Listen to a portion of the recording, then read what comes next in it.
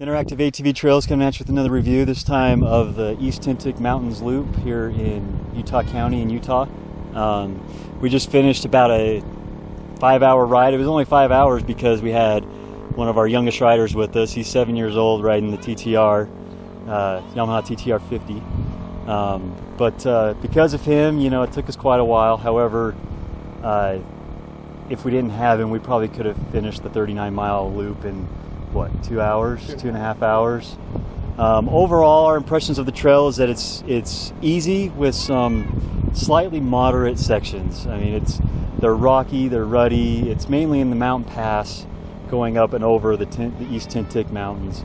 But other than that, it's pretty easy. You know, most of the desert sections of the trail are typical Utah deserts. It's really rocky. They're not steep though. It's just real rocky. Yeah.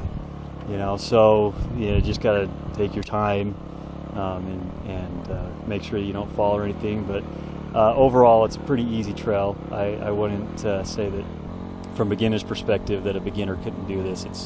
It's pretty easy, and there's a lot to see, right? Yep, great scenery, lots of wildlife this time of year.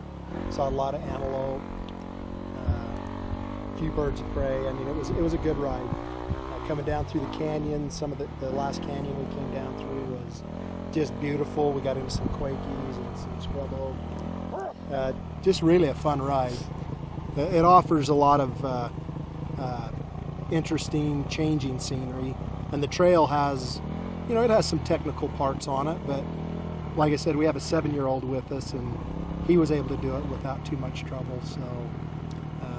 Yeah, I think that's one of the cool things about this trail is it covers so many different types of terrain and topography. You start out in the desert, you know, in the Great Basin, and then one of the unique things about the Great Basin is you can go from desert to alpine forest in a matter of minutes, and this trail gives you that. It gives you sagebrush, then you get into the pinyon junipers, then the alpines, some grasslands, then you're back down in the desert, but then you get right back into the mountains again.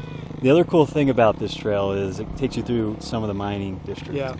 And if you're really into mining, this trail will take you to some old mines that, you know, have been reclaimed, they've been closed and stuff, but the tailings are still there, so you still get a glimpse of what it may have been like back around the turn of the century when they were mining this area, primarily for gold and silver. Yeah. But it's just a real neat area.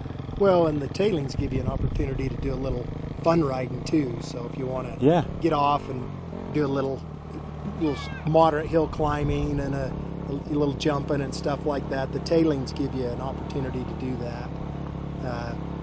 But there's plenty of it, and there's a lot of side roads too that if you had the time, you know, you could take some side roads, go a little further into where the mines actually were, and all in all, just a great ride. Really enjoyed it today. Yeah, I think we would have ventured out a little bit more onto the side roads if we didn't have our 7-year-old rider with us. His TTR only has a range of about 45-50 miles, so we were pushing the limits. In fact, we had to flip it on reserve. They're about 3 miles out from the trailhead because we just, you know. But if we didn't have him, we would have gone exploring a little bit. There are so many different roads you could have taken. You don't necessarily have to take the route that we selected, and that's on the website below and on the maps below. But you know, you can explore. You can explore this area. It's really rich in mining history, and there's a lot of neat things to see. And you know, plan half a day, and just take your time and see all that this area has to offer, because it has so much. And the trailhead has it's real popular.